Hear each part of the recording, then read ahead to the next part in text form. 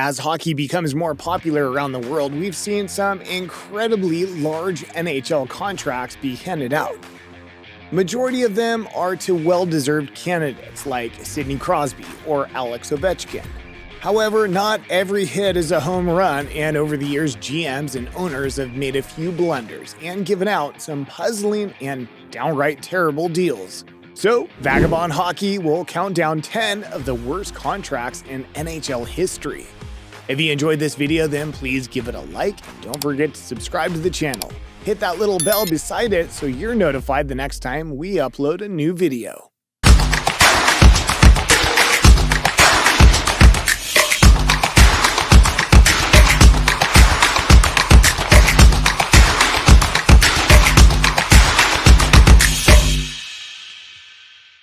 Rick DiPietro, 15 years, $67.5 million, New York Islanders. Nicknamed Rickety, Rick DiPietro's body simply couldn't hold up. DiPietro signed a groundbreaking 15-year, $67.5 million contract, but a string of injuries and bad luck came next. That would almost make us feel bad for him if it wasn't for the millions he had to wipe his tears. In 2007, DiPietro suffered multiple concussions, which resulted in the Islanders shutting him down for the season. In the offseason, DiPietro underwent surgery to fix a torn labrum in his hip, which he would then injure against during a skills competition next season and would require another surgery. Next year, he would get yet another surgery, this time for his knee to repair a meniscus injury. This meniscus would become an issue for the rest of his career as he needed another surgery in 2009. DiPietro finally got back on track in 2011, but then, you guessed it, he got hurt again. This time, he got his jaw broken by Pittsburgh goalie Brent Johnson. DiPietro would eventually be waived by the Islanders with 8 years remaining on his contract. The buyout paid 2/3 of the $36 million he would have been owed over the next 8 years at a rate of $1.5 million per year over the next 16 years. Ilya Bryzgalov, 9 years, $51 million, Philadelphia Flyers. When you sign a guy for $51 million, you're hoping he would be a cornerstone for your organization for years to come. What you aren't envisioning is that in less than 2 years, that guy will be gone from your team. Well, that's what happened with Ilya Bryzgalov after he signed his 9 years, $51 million deal with the Philadelphia Flyers. Bryzgalov did lead the Flyers to the playoffs in his first year, but oddly enough, he suffered with confidence issues throughout his playing time, often verbalizing as much in post-game interviews after he had a stinker. What was even more puzzling was that amidst these confidence issues, he would have stellar games setting shutout records for the Flyers, but then would bounce back to his old self, calling his game awful and that he was no good. What made it worse was his playoff performance, where perhaps the bright lights and the pressure were too much for Bryzgalov to handle. This led to the Flyers to buy out Bryzgalov's contract, which ultimately cost the team $23 million, as they will continue to pay it out through the 2026-27 season. Alexei Yashin, 10 years, approximately $64 million, New York Islanders. The Yashin contract would be a double whammy for the New York Islanders. Not only would they sign a player for 10 years and $64 million, who declined in production shortly after, but they did so by giving up Zdeno Chara, who would become a Hall of Fame level player for the Boston Bruins. Right away, the contract was seen as an incredible overpay, but Yashin helped the Islanders make the playoffs for the first time in 8 years. The real decline in Yashin's game started after a knee-on-knee collision in 2006, which only kept him out for a few games, but Yashin wasn't the same after. He would see a decline in pretty much every major statistical category as the years rolled on. Even worse, his playoff performances caused him to be demoted from his position too. The Islanders had enough after the 2006-07 season and bought out Yashin's contract. The deal was made for $17.63 million to be paid out over 8 years at a rate of $2.2 million per year. Wade Redden, 6 years, $39 million, New York Rangers. We have another New York team here, but this time it's the Rangers. Taken in by Redden's earlier gameplay, which earned him All-Star honors in 2002 and 2004, the New York Rangers handed him a 6 years, $39 million contract in 2008. But already the former star was declining, which is why many were puzzled by this big contract, and the New York Post would call it the worst contract in the history of the NHL. That's not what you want to hear if you're the Rangers.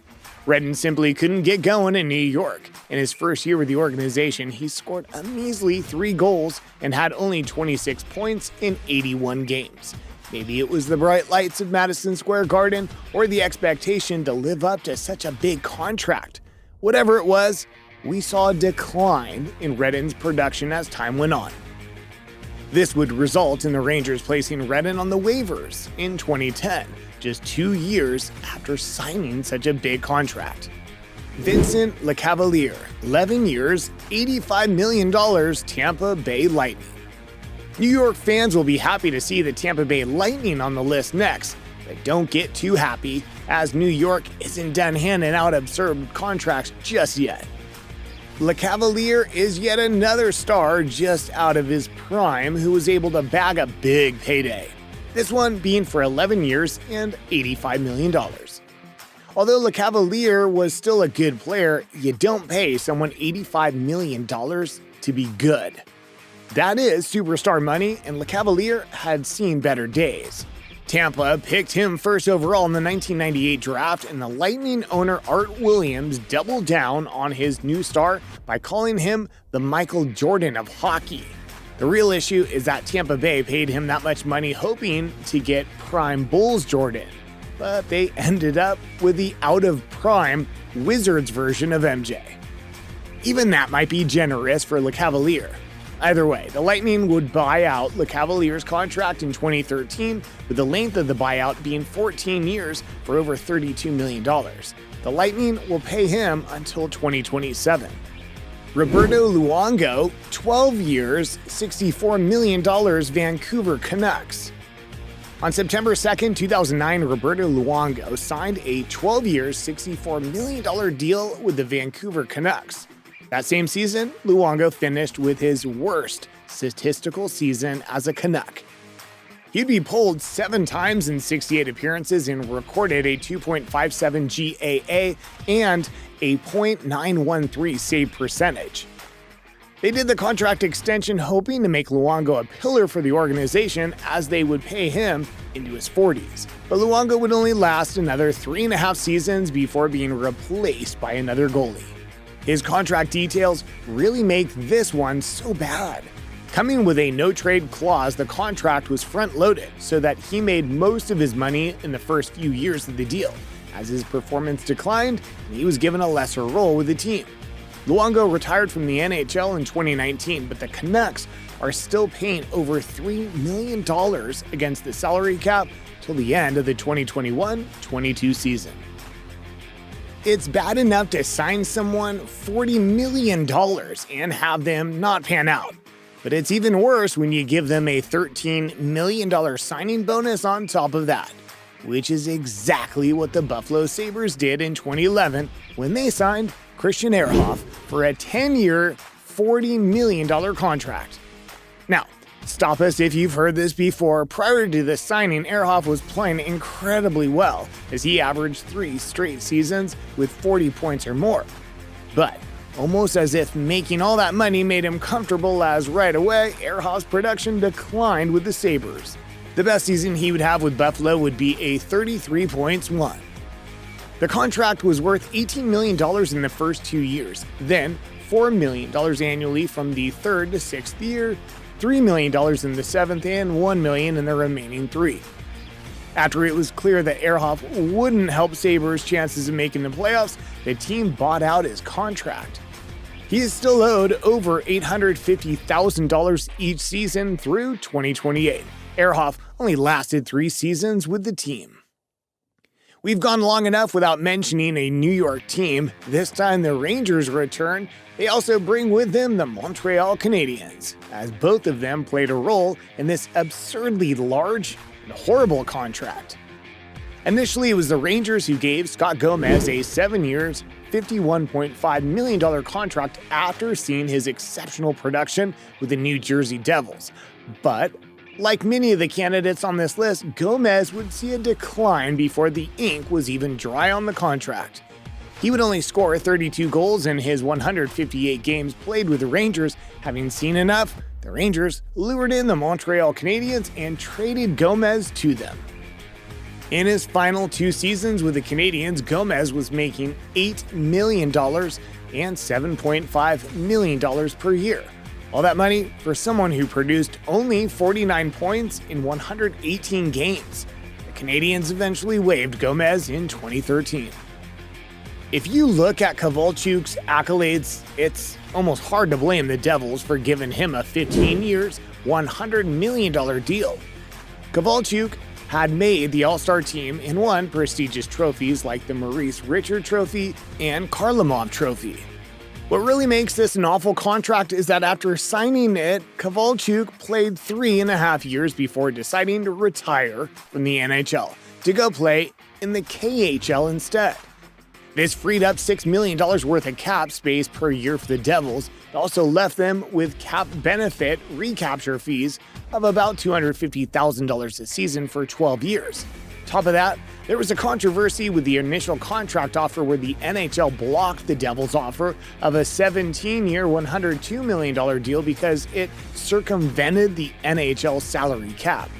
This resulted in the Devils being penalized $3 million, a third-round draft choice in the 2011 NHL draft, and one future first-round draft pick within the next 4 seasons. All this headache for someone who only played 3 years of his new contract. In the summer of 2013, Toronto Maple Leafs would become a cautionary tale of what not to do if you're the manager of a team, as they handed out a contract with $36.75 million for 7 years to David Clarkson. Now, if you look at that figure alone, you might not think it's too bad, especially considering the type of contracts we've seen already on this list. But what makes this exceptionally worse and a strong candidate for the worst contract in NHL history is that the Maple Leafs gave Clarkson 75% of his contract up front in a signing bonus. And you can already figure out what's going to happen next. Clarkson would play 2 abysmal seasons with the Maple Leafs where he would score only 15 goals in 118 games. This was enough for the Leafs to find a new home for him with the Columbus Blue Jackets in an attempt to save face. But that doesn't really work when the guy already got the majority of his money. What do you think? Who did we miss? Who shouldn't be on this list?